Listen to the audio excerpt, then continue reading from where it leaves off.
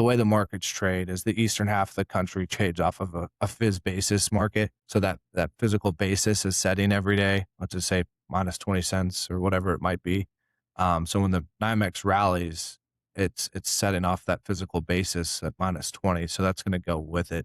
We're out west, folks are trading fixed price instead of basis. So they're trading physical fixed price. So if it sets at $5 and the basis is minus 20 at that time, and then we see a $2 rally, that it's not going to keep up because it's setting at that fixed price at $5.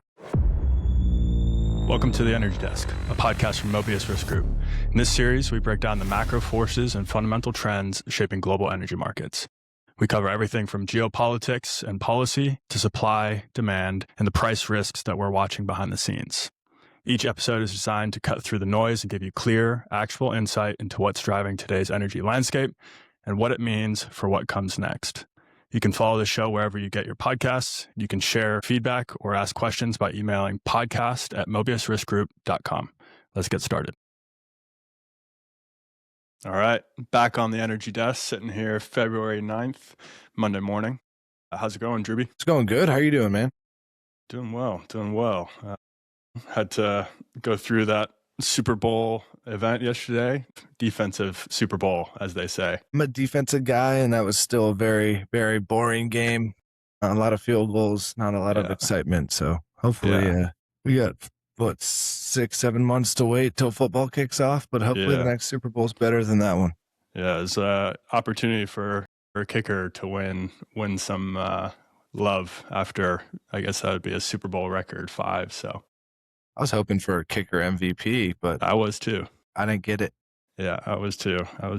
Well, we'll have to wait a little bit for that. In the meantime, I think maybe we can dig into some natural gas markets. We were sitting here a couple weeks ago preparing for Winter Storm Fern, and how did that turn out? Was that exciting as you thought it would be, or did it turn out to be kind of a nothing burger? Yeah, it kind of exceeded my expectations, which was exciting. Obviously, the physical gas and gas traders were working hard the last 2 weeks, and it was a long, extended event instead of a 3 or 4 day snap. So definitely came in, and prices did more than what I thought they would do, which was exciting, especially for some of the folks who were able to keep gas online and capture some of that. And then, some of the areas it was tougher than others, but the ice was bad across the strip, kind of that middle strip that we talked about. The precipitation was bad. And then the cold lingered for more than just 3 or 4 days. So it definitely made production impacts significant. Solid 2 weeks of cold there.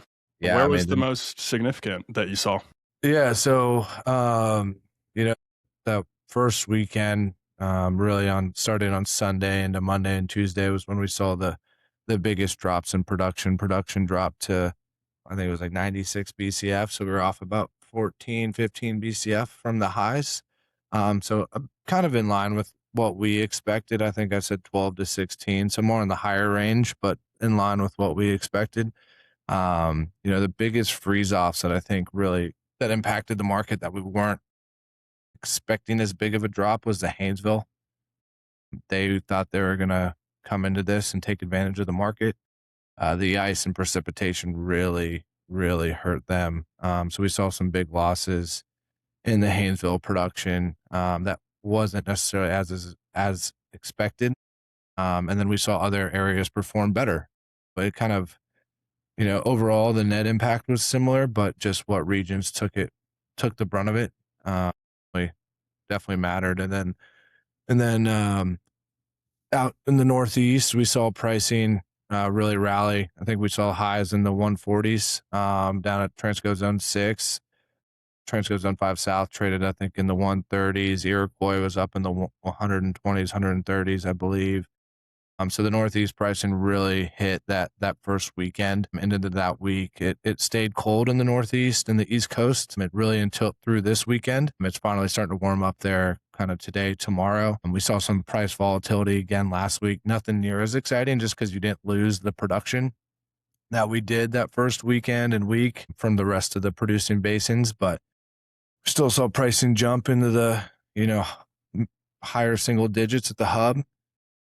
Some of the transco points were trading pretty high last week, so still had some volatility in cash. And we came in today and, the front's down, value year's down, cash is down. So it feels like it's kind of, we're finally past the event that really lasted nearly 2 weeks plus. So it's good to see it kind of calm down a little bit. And then looking at weather forecast, it looks pretty bleak on the horizon. Yeah. Yeah. It seemed like, so yesterday, or sorry, last week coming into Monday, the reaction to a combination, we had pretty significant warmer revisions that first Monday. So the Friday from previous, or Monday from previous Friday change, knocked about 100 BCF of demand off the 2-week forecast from that point. And the combination, as you mentioned briefly there, of not really seeing the freeze-offs that were expected in the Northeast, the reaction was pretty sharp and pulled back to kind of the 3.2 mark early last week. Today, we're off 24 cents to just under 3.20 for March at the hub. And for the Northeast in the last week or so, did you see the prices come off in the same capacity? Yeah, I actually haven't been tracking Northeast basis this morning, so let me pull it up and let's see what happened this morning. Because what usually happens in these events, you get the cold, the market runs, and then when cold doesn't show up to follow it, you can get some pretty drastic changes there. Yeah, so this is even the true Northeast, but Transco Zone 4 is off 15 cents today. Let's see if we can get a more Northeast point. So Transco Zone 5 South, it looks like it's off about 15 cents today. So, all those points are starting to come off in the basis markets as well, which is common. A lot of these events, if you don't get cold kind of following it, the market rallies into it. We saw that with the February settle, rallied up to $7, $7 and change. And then, obviously cash has been underperforming that at the hub, though we've had some good settles in cash last week. We're starting to sit here and you got 325 at the hub for tomorrow. The swing swap is trading, let's see, it is trading, 356. So that's about half of, or it's more than half of where we settled for February. Shows the ever important aligning your physical and financial books. But, people are going to be shocked when they look at their revenues and see $7 at settle. But wait, we only received an average of, call it, $4 or something when the month's all said and done. So I think there'll be some shock in the producer world of, whoa, this is a lot less than what we thought. And then same with end users who loaded their front of month book and they're paying $7 and cash realized, probably somewhere in the 4s at this point, maybe high 3s.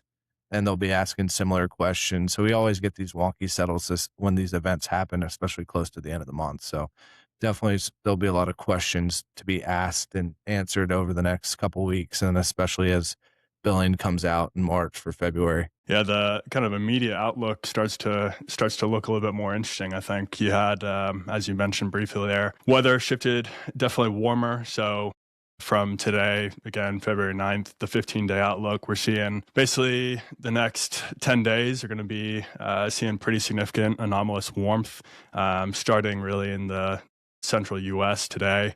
And then that kind of just holds over Central Plains, portions of the Midwest, through about day 9 or so, and then starts to slowly drift eastward, and then we kind of fade into more neutral dominant temperatures across the lower 48. And on the spec community side, one important thing to mention there is that most of that short interest that was a catalyst for that rally has been washed out. So over the last 3 weeks, we've kind of been covering this incrementally, but over the last 3 weeks, we've had a total of 100,000 contracts of shorts come off. So we dropped from the 10-year 87th percentile for short interest, speculative short interest for Henry Hub, dropped down to basically the 26th percentile. So pretty aggressive change in positioning. And then you have weather shift. And now I guess the third pairing for kind of the near-term outlook is what's going to happen with storage. Do you have any thoughts on that? We broke a record last week at 360, and I think expectations are 257-ish for this week, give or take. At least that's the whisper number we're seeing right now. So both very bullish numbers as we expected with this storm that rolled through. I think you and I talked about this earlier, but that 360 was pretty bearish compared to what people were expecting, Over maybe closer to the 400s. 400 number, Yeah. which is crazy to think about. But it definitely helped to the overall market. So we're seeing what we thought early January storage numbers looking at the end of the season, 2.2 ish, Yeah. which would have been very high. Yeah. So this event definitely helped level set the field, I'll call it, in storage, and get us back to the kind of the normal range for the 10-year and 5-year average. So things are looking a lot better than they did. But as you were just hitting on it, we got some warm weeks ahead of us, some production coming up. LNG's been lagging really since the storm. There's been some maintenance on certain pipes, cutting LNG noms a little bit. So we expect that to rebound here shortly. And then we keep talking about when's Golden Pass coming online. So we'll see when that actually does hit, if that has an impact to the market or not. Yeah, I think after that, forecasted 257-ish that the market wants to see this week, we'll be sitting just around that 2.2. So basically accelerated our change to the original kind of forecast at the start of the year. So definitely getting some breathing room there with median changes relative to 10-year seasonal. We'd be looking at kind of a 175 mark for the end of the season. So kind of a little bit bullish to last year, fairly bullish relative to the last 5 years, but nothing crazy bullish for the market if we get kind of normal changes from here. So we'll see what the February weather outlook ends up looking like. As we saw, I guess, with Fern, the changes in those forecasts can be pretty fast. Seems like production came back, and we're sitting kind of the 110 BCF a day.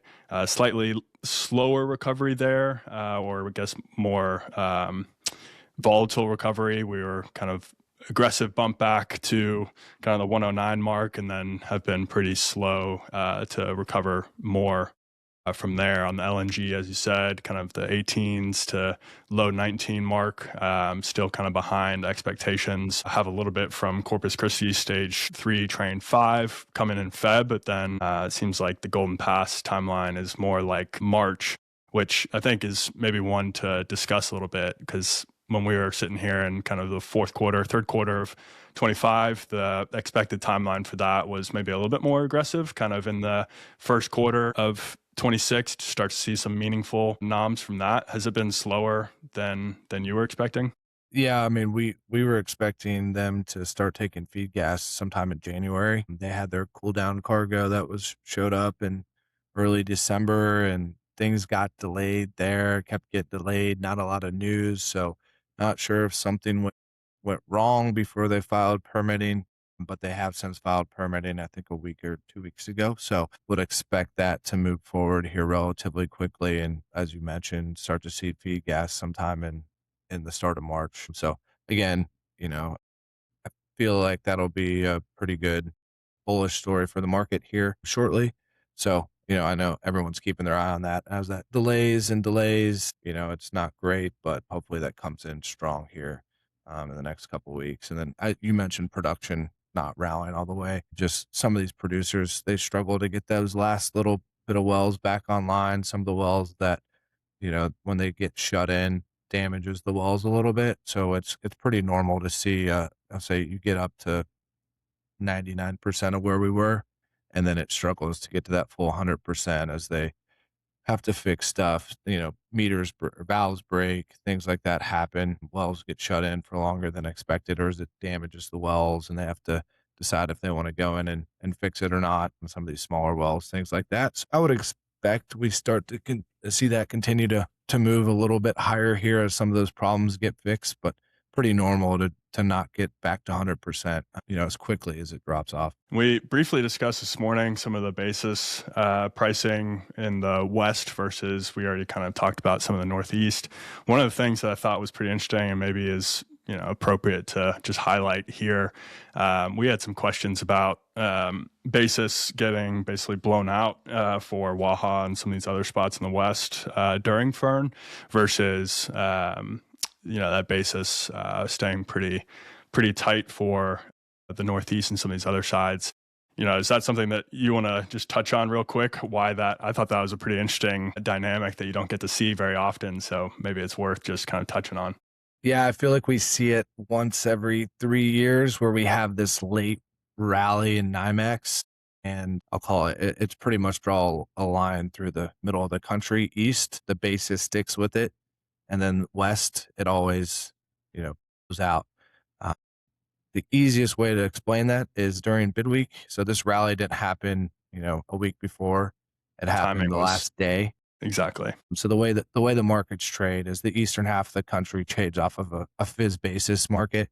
So that physical basis is setting every day. Let's just say minus 20 cents or whatever it might be. So when the NYMEX rallies, it's setting off that physical basis at minus 20. So that's going to go with it.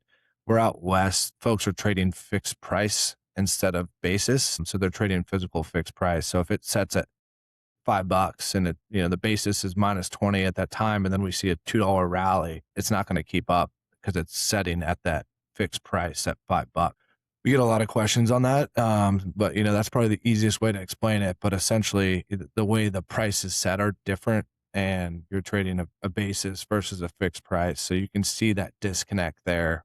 We saw it back in, I think it was February of 22. We saw a $1, $2 rally on settle back then as well.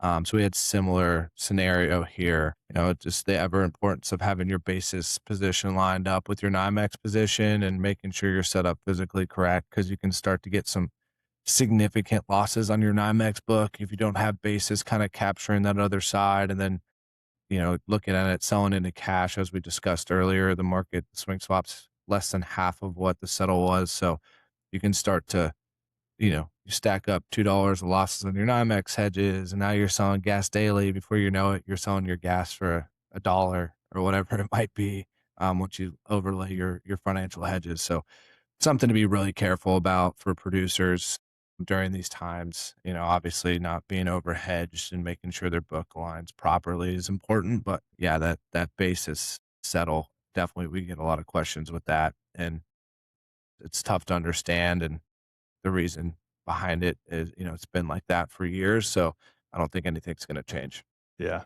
Just an interesting timing for that to be exposed, lining up with bid week. And I think the East-West dynamics or mechanics of just how the fizz trades, I think that was a pretty interesting thing to see. As we kind of look at it now, you touched on it this morning, but WAHA back to negative. And what's the kind of immediate thought for you there? Yeah, I mean, back to, I think it was negative $1.20-ish or so when I looked this morning. That's probably changed here in the last 30 or 40 minutes. But again, we're losing some supply out in West Texas. Call it natural demand with the cold weather moving out, and it's back to almost 80 degrees here in Houston. So with that kind of local demand leaving, some of the solar wind picking up some steam as well. So overall, there's just not enough takeaway out there. We saw this going into December and January, and besides for the cold weather, it's been negative. So there's just lack of takeaway there, which again, we're telling all of our producers hedging above zero is good right now if they can take it, until some of these pipeline expansions or new projects get online later this year. I think we have 4.5 BCF of takeaway expected to come online by early 27. So definitely will help that in the long term. But it's like we've told everybody, and Alex, I know you and I have been on a few calls talking to producers about this. It's going to be an ugly 26. We're sitting here in winter and we're trading negative $1.20. Wait till April or late March when demand really is not only bad in West Texas, but it gets bad in East Texas and the North Texas, and then demand's been struggling out west as well. So all this gas moving on El Paso and TW West. I mean, it could get pretty ugly out there. And then you throw in a BCF of maintenance on one of these pipelines, which we always see. So expect that in April, May this year. So it'll be interesting for the West Texas guys, but I don't expect a lot of happiness on the WAHA side of things until we get to later part of this year and we get some of those pipelines increasing or these new pipelines coming online. Yeah. Yeah. The shoulder season impacts just getting a little bit more severe as well as you get more solar and more wind capacity built out. It seems like solar is going to be the new kind of mainstay of that theme, just with especially in ERCOT, you've got pretty substantial solar capacity growth, which we saw take effect last year, really at the kind of turn into summer. As we kind of look ahead for this year, just kind of putting some numbers to what you were mentioning there for some of the themes.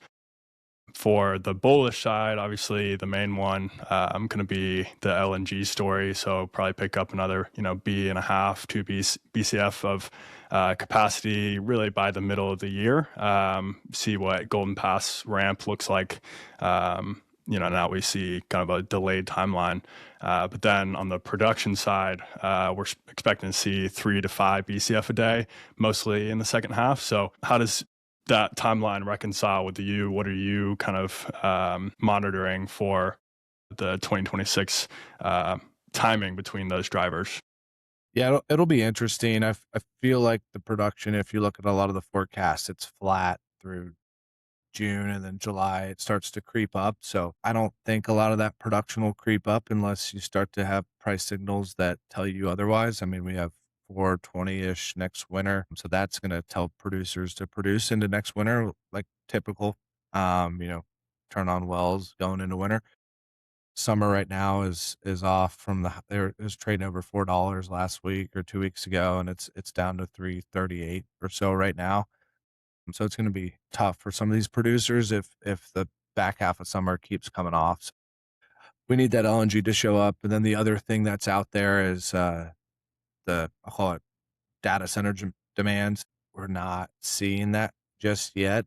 We kind of thought we'd start seeing some incremental demand starting in Q2 of this year. So it'll be interesting to see how that shows up and how meaningful it is and where. If we have another summer of solar growth like we did this year and that demand doesn't show up, we're going to be really loose this summer. So it'll be interesting to see all the dynamics that shake out. I think there's a lot of question marks around demand. So and question marks around supply. So I think they're going to have to work together as always. The market will fix itself, but it'll be interesting to see, if we start seeing some of that demand growth and the LNG is lacking, or the other way, if we start to get this LNG coming online and, prices haven't started moving higher yet, production's not moving higher. Okay, what's next winter starting to look like? Do we have this production online and so on and so forth? And then the other thing too is you turn on some WAHA takeaway, how quickly do those fill up? Some folks think they're going to get filled up instantly. 4.5 BCF is a lot of gas. So, I think definitely it gets filled up eventually. And just how quickly does that happen? And how quickly is that, gas moving away from other markets? Is it some flare gas that's coming through? It's going to be a mix of both. So it'll be interesting to see that dynamic and what that does to the market as well. And the East Texas markets, for sure, the ship channel markets, one of those pipelines gets into North Texas. So it'll be interesting to see how those basis markets shake out towards the end of this year as well. Yeah. Yeah, and it looks like, the long range forecasts, as we always kind of caveat that they're long range forecasts and not the most reliable. But as of right now, they are seeing a slightly warmer than normal summer. So we'll see how that pans out. And if we do see some data center demand start to come on, which really for me is more of a 2027 type of timeline for any type of material growth, but could be surprised to the upside if we have warmer than normal summer and any other support from LNG in there. So definitely an interesting 2026. Seems like a mix of factors that could make it a pretty interesting story this year. Yeah, I think we're going to continue to see a lot of volatility. It's going to be an interesting one for sure. Yeah. Well, that's awesome. I think that's a good good brief update post Fern. And again, we'll be back with any other updates as we see them. And otherwise, Drew, enjoy the week. Sounds good, man. Good chat. Thanks for joining us on the Energy Desk. Please keep in mind this commentary contains our views and opinions and is based on information from sources we believe are reliable. This commentary is for informational purposes, should not be considered investment advice, and is not intended as an offer or solicitation with respect to the purchase and sale of commodity interests or to serve as the basis for one to decide to execute derivatives or other transactions. This commentary is not considered promotional material.